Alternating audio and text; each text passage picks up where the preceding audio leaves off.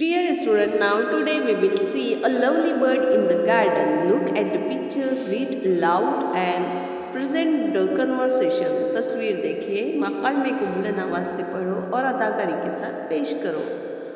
On that branch, देखिए branch पे एक बर्ड बैठा हुआ है. Under the mango tree के नीचे बैठा हुआ है. Behind that bush, अब देखते हैं हाँ मीना काकी और मधु काका क्या कहते हैं. There is a lovely bird in the garden. Can you see it? अरे देखो कितना प्यारा बर्ड आया है हमारे गार्डन में, क्या तुमने देखा? मधु काका, no. Where is it? Meena काकी, There is on the tree. अगर यहाँ पर fill in the blanks में हम क्या डालेंगे? On the branch, on the tree.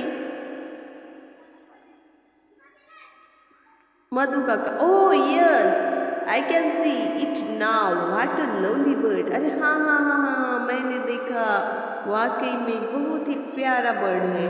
यहाँ पर in front of the plant भी लिख सकते हैं, near the stone भी लिख सकते हैं.